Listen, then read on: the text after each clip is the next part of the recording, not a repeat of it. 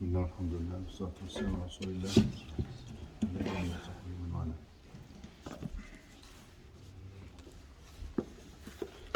We will read the following hadith in Sahih Muslim.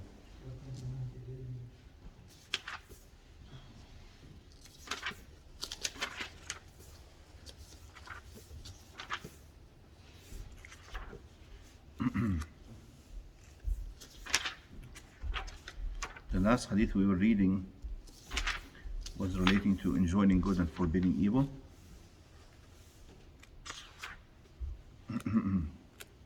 There's a couple of more hadiths on this same subject, which I will read out to you.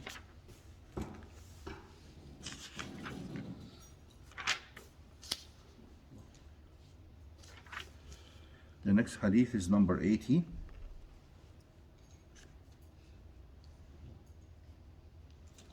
عن عبد الله بن مسعود أن رسول الله صلى الله عليه وسلم قال: ما من نبي بعثه الله في أمة قبلي إلا كان له من أمته حواريون وأصحاب يأخذون بسنته ويقتدون بأمره ثم إنه تخلف من بعدهم خلوف يقولون ما لا يفعلون ويفعلون ما لا يؤمرون فمن جاهدهم بيده فهو مؤمن ومن جاهدهم بلسانه فهو مؤمن ومن جاهدهم بقلبه فهو مؤمن وليس وراء ذلك من الإيمان حبة خردل. في يعني حديث رقم 80 81 نفس اللفظ يعني. This hadith is narrated by Abdullah ibn Mas'ud. He says that the Messenger sallallahu alaihi wasallam said, there was not a messenger sent before me except that he had followers, sincere followers and companions who followed his way. يأخذون بسنته ويقتدون بأمره means they obey his orders and directions. But then generations will come. The word khuluf means generations who are of a lesser degree, who say what they did not do, which means they brag about doing things they did not actually do, such as people claiming that they are righteous and they are not righteous, for instance, or they've done the right thing and they have not done the right thing. وَيَفْعَلُونَ مَا لَا يُؤْمَرُونَ, and they invent things that they do thinking that these things are right. They worship Allah in ways that are not prescribed in the religion. وَيَفْعَلُونَ مَا لَا يُؤْمَرُونَ. This is what's called bid'ah, right? The innovation in religion. So they did not really obey the commandments and did not do what they're supposed to do, and they invented ways that they were not commanded or prescribed to do. So the hadith says here, whoever resists or tries to stand up against them physically, he's a believer. And whoever stops what they're doing verbally is a believer. And whoever jahadahum biqalbi means rejected what they're doing with his heart is also a believer. Beyond that, there is no belief in the heart, not even a weight of a mustard seed. Now,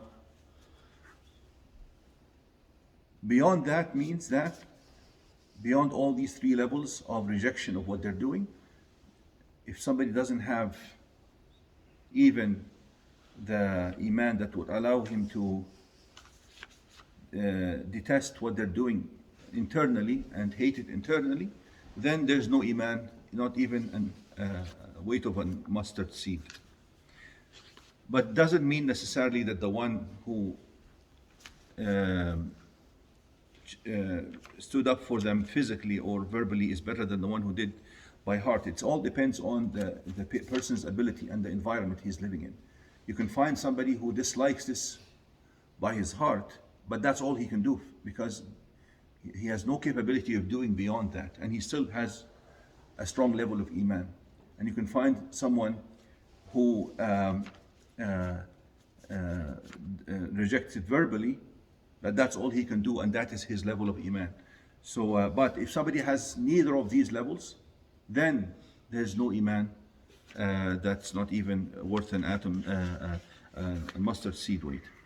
Now, so basically this hadith is quite related to the one before that. This would end the first volume in this book. Each volume has actually 2 books in it. The following hadith is number 81. And it's actually multiple hadiths that have the same meaning. It's like from 81 all the way till 92, but there's so much overlap between them. Let me just read the first one to you. It will basically have all the items mentioned in the other hadiths. This hadith is narrated by Abi Mas'ud. قال أشار النبي صلى الله عليه وسلم نحو اليمن. Prophet صلى الله عليه وسلم pointed towards Yemen. فقال ألا إن الإيمان ها هنا وإن القسوة وغلظ القلوب في الفدادين عند أصول أذناب الإبل. He pointed to Yemen and he says, true Iman comes from this direction, or is in this direction, pointing to Yemen. And then he says, قسوة وغلظ القلوب, which means the hardened hearts that the hardened hearts that resist to understand or accept the message is in those people who the camel herders who basically, he pointed in some narrations as we will see towards the east. في ربيعة حيث يطلع قرناء الشيطان في ربيعة مضر.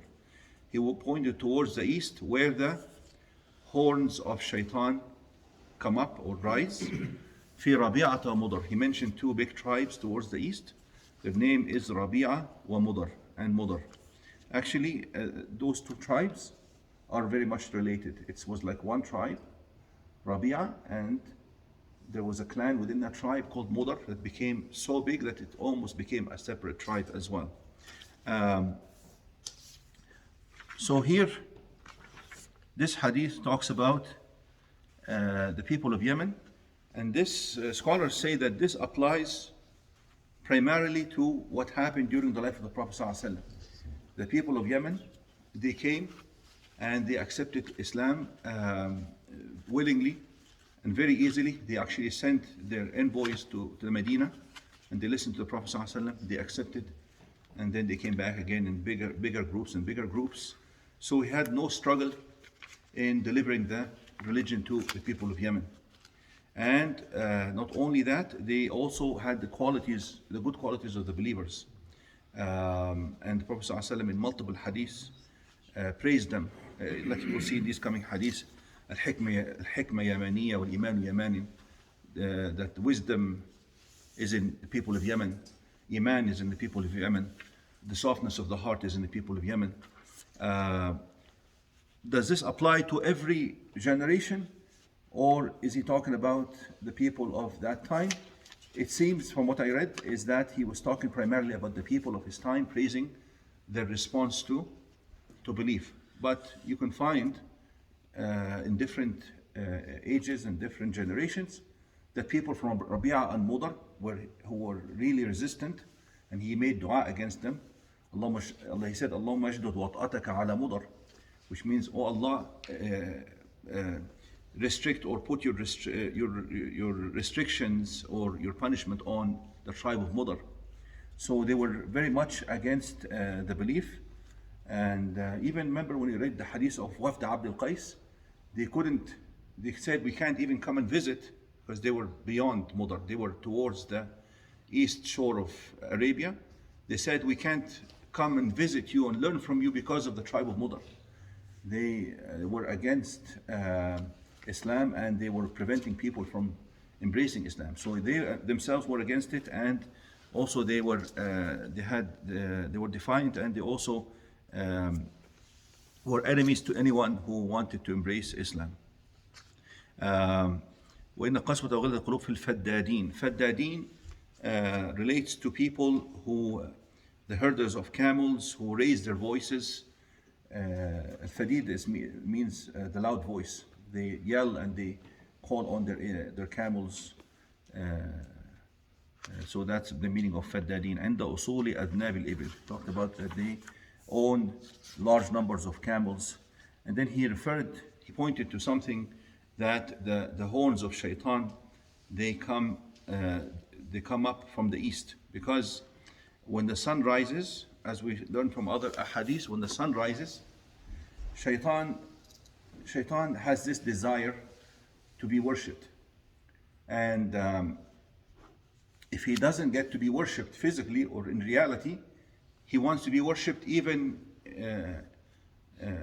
he wants to appear to be worshipped. He has this kind of, it gives him satisfaction.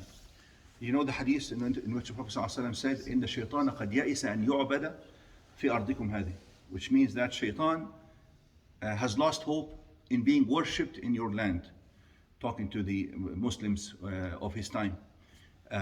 Which means this is what he wanted initially. He wanted people to actually worship him. This worship can be direct or can be indirect, such as people who worship idols or worship anything other than Allah. They're actually worshiping shaitan because he's the one who's calling them to do this act. So a person doesn't have to specifically be a Satan worshipper to be worshiping shaitan. Just like Allah said in the Quran, أَلَمْ أَعْهَدْ إِلَيْكُمْ يَا بَنِي آدَمَ أَلَّا تَعْبُدُوا الشَّيْطَانَ. Just sincere following of shaitan in whatever he commands could be a form of worship, even if it doesn't involve actually total shirk. Could be a form of worship as well.